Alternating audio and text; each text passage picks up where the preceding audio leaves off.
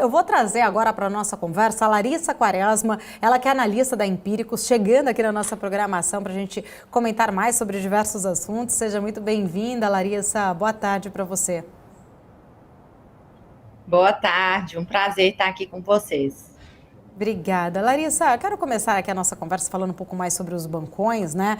A gente falou mais cedo, inclusive, da lista lá, bancões que estão nessa lista de credores de Americanas, juntos somam aí cerca de 12 bilhões de reais. Eu queria entender, na sua visão, como que você avalia a reação exatamente, né, das instituições financeiras em relação a toda essa questão de Americanas. Se você acha que a gente pode ter aí, né, ver até um provisionamento maior nos resultados do quarto trimestre por conta dessas dívidas? Legal.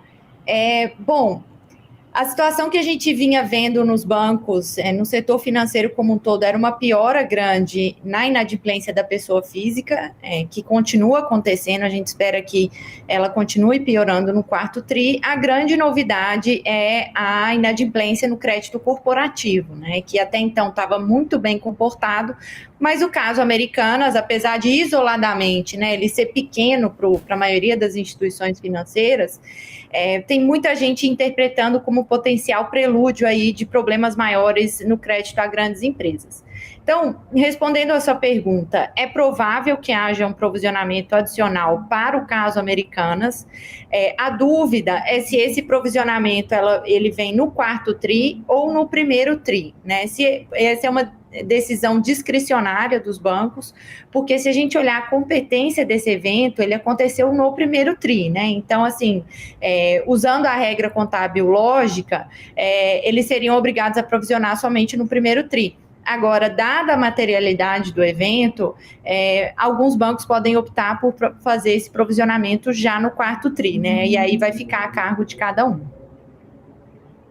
Vamos falar mais sobre este tema ainda em relação a expectativas, né? Também sobre os resultados, principalmente dos bancos, né? As perspectivas aí sobre esses resultados. Eu vou trazer o Marco Saravalli aqui na minha tela, que também tem perguntas aqui para a Larissa. Fica à vontade, Marco.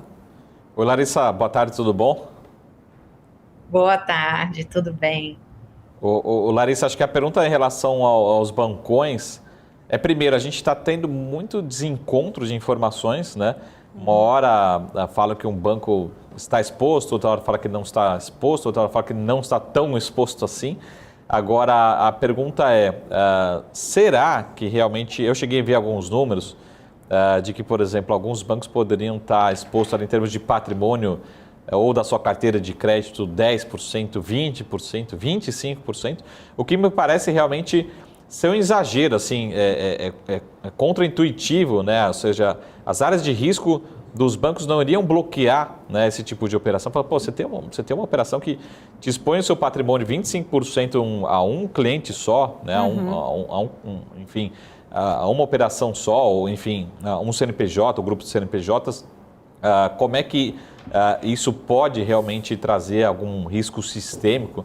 Porque a gente está vendo aqui não só bancos listados, mas também BV, Safra, né? Com uma exposição, e fica aquela dúvida, se a gente for lá correr o balanço e ver simplesmente o número, parece que a exposição percentual realmente de alguns bancos parece ser muito grande, né? Então essa que é a preocupação em relação ao que pode trazer em termos realmente de percepção de risco sistêmico, né? Ou seja, será que o inverso é verdadeiro? Será que os bancos ou vão ter que chamar capital ou os bancos vão ter que reter um pouco a sua carteira de crédito, né? Então essa que é a dúvida para frente, né?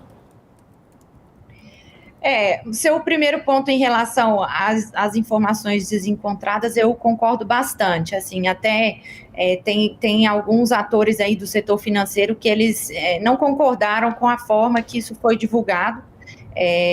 Essa é a opinião de muita gente que tem exposição Americanas. Tudo foi feito muito às pressas, né?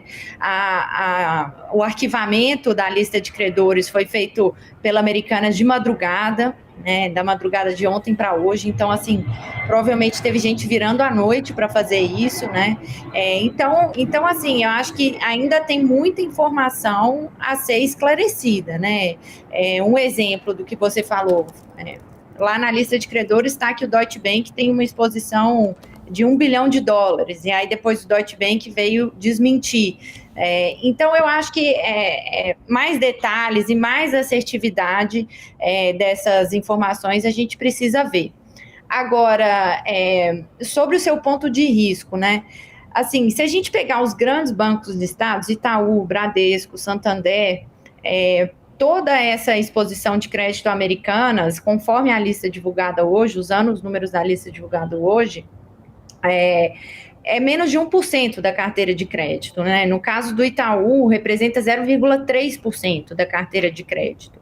Então, quando você vê essas informações assim, é X% do patrimônio, 10%, 15% do patrimônio, eles estão considerando que toda a dívida dada Americanas vai ser baixada à perda, o que eu acho improvável, e eles comparam esse número com o patrimônio líquido, né, que na minha opinião não é uma comparação muito adequada, né, a exposição de crédito deve ser comparada como um percentual da carteira de crédito, não como um percentual do patrimônio líquido. Então eu acho que tem um pouquinho de exagero aí na forma que isso está sendo comunicado, não acho que tem um impacto sistêmico grande, assim, né, é bem pequeno, a carteira dos bancos é extremamente pulverizada, então, assim, Itaú, Unibanco tem uma carteira de R$1 trilhão, né, é muito grande, 3 bi em cima disso é nada, né, 0,3%. Então, assim, machuca o resultado, se a gente olhar para o resultado de um trimestre, machuca, é relevante, mas assim, dificilmente passa de 10% do lucro do ano, entendeu? Então eu acho que tem um exagero.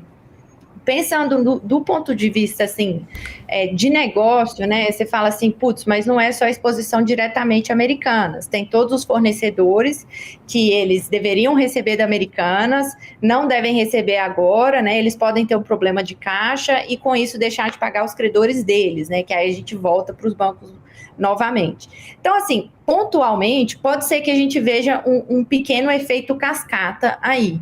Agora, uma geladeira que é vendida na Americanas, ela é vendida tranquilamente na Magazine Luiza ou no Mercado Livre. O cliente final, ele não tem nenhuma preferência específica em comprar a mesma geladeira na Americanas ou na Magalu, né? Existe pouca diferenciação em termos de canal.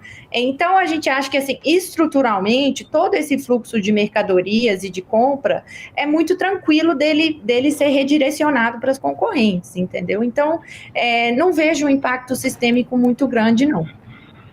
Tá certo. Larissa, quero agradecer. Obrigada pela sua presença, por compartilhar aqui seu conhecimento com a gente. Até uma próxima oportunidade. Até, um prazer. Até mais. Obrigada. Tchau, tchau.